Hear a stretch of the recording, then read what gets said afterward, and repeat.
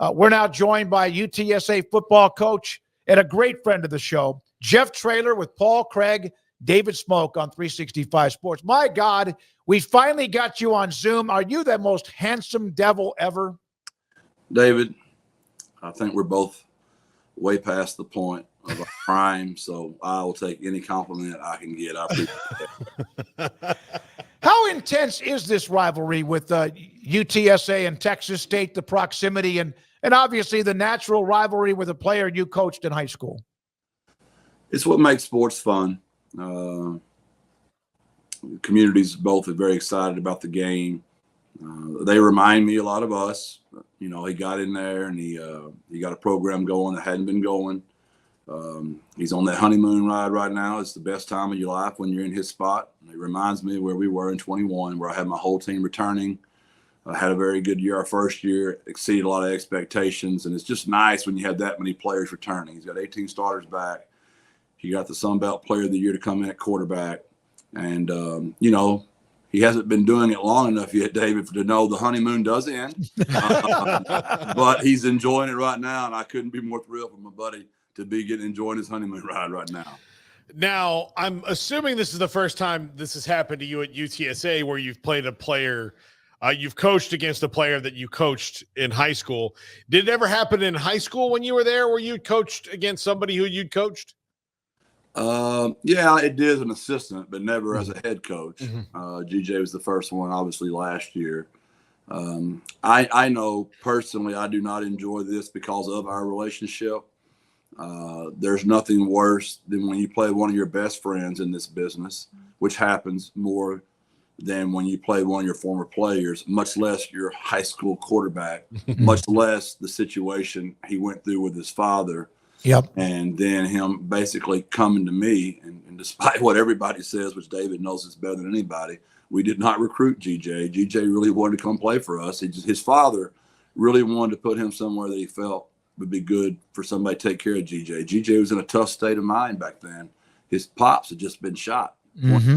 Yes, you can imagine what G was like when I got him, and you can imagine why that's formed such an unbreakable relationship. Little did I know we were going to end up coaching together at SMU, coaching together at Arkansas, and that I'd be one of the people speaking on his behalf for him to get the UIW job and to speak on his behalf to get that Texas State job. What was it like, that conversation you had? Was it in person? Was it on the phone when he was at Canton and eventually was going to come to Gilmer? What was that conversation like? It was never with GJ. It was only with his dad. Okay. I was really against it. I had a returning quarterback named Jamel Kennedy that I was very fond of. I told Gary Joe that I didn't know how good this was going to go. And Gary Joe point blank told me, you know, that this is where he wanted his son to be. And if GJ couldn't beat out Jamel, then he didn't need to come be a college quarterback. And I told him, let's meet the Dairy Queen, which, you know, that's what got me down there at UIL, because you're not supposed to talk to those kids before they get enrolled in school. But I was really trying to make sure they knew I wasn't going to just hand him the job. So we met the Dairy Queen, which became a huge topic through all the years. And people can believe what they want to believe. That's exactly what happened. And GJ came, and believe it or not, Jamel Kennedy ended up having a rotator surgery or a labrum surgery. I don't remember which one. We moved Jamel to slot, and GJ did a great job quarterbacking. His family, you know, lived in Gilmer all those years. And the only thing G never has done is win a state championship as a high school quarterback. And I used to tell his brother McLean in the 6th grade, I told McLean, this is the only thing you can do, Bubba, is win a state championship that your brother hadn't done. And McLean was the last quarterback that won us that last state championship when I was at Gilmer in 2014. By the way, meeting at the Dairy Queen for a meeting in high school is the most Texas thing that might have ever happened to you, Coach. Well, literally, I asked G this week. I texted him. I said, how many Whataburgers with cheese? He's a double Whataburger guy. Yeah. Milkshakes have you had this week? We agreed we're just going to skip the game. I'm going to meet him at the Whataburger. And we're going to crush it and let our assistants handle the game. That's how it turned out. Coach, you got the win in the opener, 28-16. I know that there were some things that did not go the way that you probably would have liked. Special teams, I know, was a little bit of a hairy situation. But just in general, to get that first game under your belt, how'd you feel about your Roadrunners, and what'd you kind of learn seeing them in live action for the first time? You know, it's it's a really good point. All those things are very fair. I know I coach at a really good place when you win a college football game against an FBS opponent, and our fans are unhappy. My players are unhappy. My assistant coaches are unhappy, and the head coach is unhappy. We did not play as well as we were capable of. Defensively, we were fantastic. We did turn the running back loose once. We turned the tight end loose once. Other than that, we were perfect pretty much. Very proud of that. Offensively, the first 46 snaps, we were pretty good. And those last 40 were really hard to watch.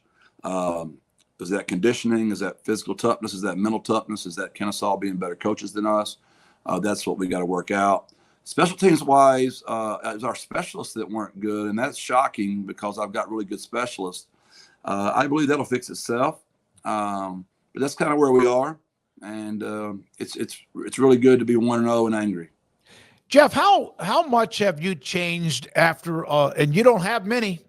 My God, you don't have many. But when you lose a game, or in this case, I'm not saying you did because you're kind of talking like it was a disappointment, which is a great compliment to the program. How much do you stay up at night, or are you able to just kind of not clear it, but get to bed and then start getting into it on Sunday?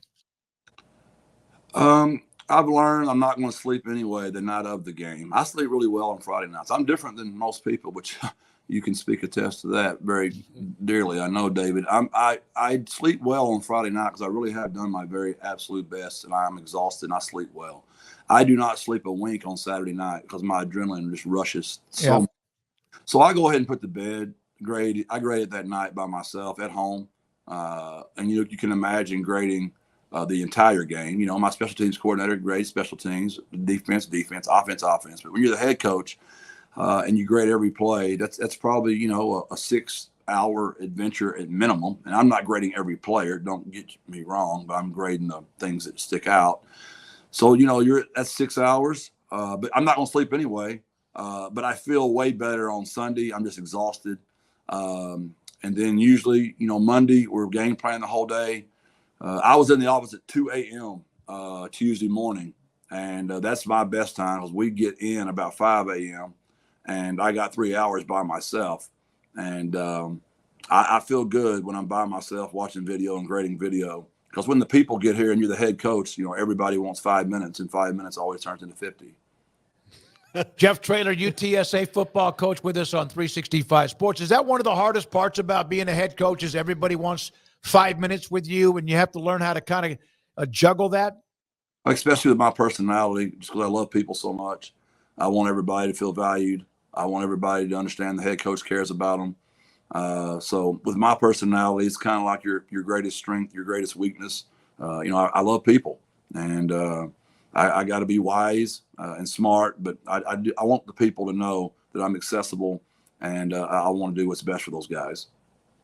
Jeff Traylor with us, UTSA football coach. They play at Texas State on Saturday. What is it like when you have those quiet times when you're in film and you find because those are the times where you might be, man, I'm really going to drill down and I can't figure out why this is happening, where you do have that moment alone and you can't wait to write it down and goes, guys, I finally figured this out. This is what we're going to do. Is that like a relief? Is it especially starting your day when people are coming in? How do you react to those? I always wonder what my assistants think when they wake up at 4:30 and they see there's 168 texts on the group text chain of me grading video all night, giving my assessments. I can imagine what they wake up to, and just seeing all those texts is kind of a running joke around the facility of what that's like. I don't think you ever quite figure it out. And I know that's not what you guys want to hear, and my fan base wants to hear either. It's always a work in progress. You're always trying to figure out, was it the scheme? Was the other team better than we thought? Is it conditioning? Was it strength staff in the summer? Was it nutrition? What did I not do a good job? There's just so many things. I don't know that we ever quite figure it out. In my career, it's historically we're okay and pretty good in September, and we're really, really good in October, November, and December. So I think we're good at figuring stuff out. I just somehow got to become a better camp coach, I guess. Now I say that, and we're 3-2 in openers. We did win the first year against a Texas State team, and then we beat Illinois, lost 2 crushing games to Houston back-to-back, and won this one. So I'm probably being a little hard on myself. But I do think in today's time, you've got to gather the information about all the transfer portals and how your team's different. That's why there's so many crazy things happening week 1. That's what I still hadn't quite got a grip on. We got a new left tackle. We got a new right tackle. I know y'all don't care. We got a new center. We got a new quarterback. We got 2 new receivers. Just a lot of new, and I've got to do a better job when we get out the gate game 1. Coach, what was your impressions of using the headsets for the first time, having that ability to communicate in game? I imagine it's kind of different for everybody, but what was it like for the Roadrunners? We snap it so fast, it's really nothing for us. Okay. We're rolling, so we're not going to be one of those teams that slows it down. We're going to go faster. But late in the game when we had a 2-score lead, it was good for me not have to holler out there to Owen to snap the ball at 1, and not had to give a hand signal. You know what I mean? We could just tell him on the headsets we're going 4-minute mode, which means snap the ball at 1. That was nice. So, the teams we're playing against, they snapped it under 15, so we couldn't talk to our linebackers anyway because they were going under the 15, if that makes sense what I'm saying. Yeah. Jeff, you mentioned the transfer portal and all that. Is it harder to have camaraderie or team chemistry because things are so much in flux, even if you have a lot of players coming back, because it's such in flux now? No doubt. I couldn't agree more. Just because you don't have time on task with these men, and you've got to develop a relationship, and trust is everything to me. I mean, I got to know about a guy when I look into his eyes, and I want him to know about me. And you just got to go through some battles before you get that relationship tested. It's no different than a marriage, no different than families, friendships. It just, there's a reason Kurt Traylor and I are so close. We fought a ton in our lives, and we trust each other. I mean, Matt Turner and I have been coaching since 1993. I've got so many 5-year players. It's amazing. So our culture is great. It's fantastic. I just don't ever want to be a situation where it's his guys and those guys. Yep. We are all the Roadrunners, and it just takes time to get there. And we're close, but we're not there yet. I think G has a pretty good handle on me there because he has so many more starters returning than I do. But we're bonding closely. But to your point, it's going to take a little more time to get it where I want it, to play championship football. And we hope we're getting there. We got to take huge steps this week for us to even have a chance this week. I will say that. All right. So you mentioned the portal, and Paul, we had GJ on earlier in the week, and how he just loves talking about you two and the relationship as coaches, but also formerly in high school. You are 2 of the programs that probably try to get rated more than anybody. Obviously, the FBS schools and what you guys do, Group of 5, whatever the hell you want to call it. But these are 2 programs that have been able to get in the portal, but also are always fighting people. Are you still losing ground on that from where your perspective, and it's still a lot of work to be done? It's worse now than ever because now all those guys are going to get to spend $20 to $22 million, and that's factual. That's not even counting what their collectives are going to do. And we've got our collectives up pretty good, but probably 1/20th of the number I just mentioned.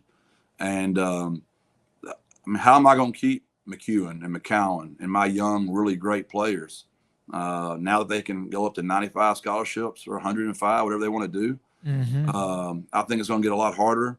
I don't know what our school is going to do as far as what that number is going to look like yet.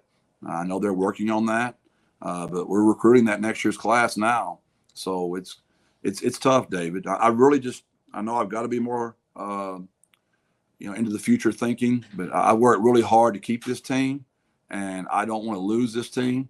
So I'm just going to love them the best I can right now, and I'll worry about all that, in January, to be very honest with you. But we've been blessed. We've only lost 3 players since we've been here. And we've had kids turn down large numbers to stay and play for us. We just got to get the number closer. I know we'll never be able to get to that number, but we've got to get it where it's enough. Our guys will stay and play and feel like they're appreciated. Let me ask you a question. You have been the dog, and you've also worked at some powerful places, Texas, Arkansas, et cetera. If you could sit down with some of the other schools, the whatever they call them, the Autonomy 4, et cetera, and have a conversation with some of those coaches, do you think they would even care what you had to say? It's always the person you're talking to.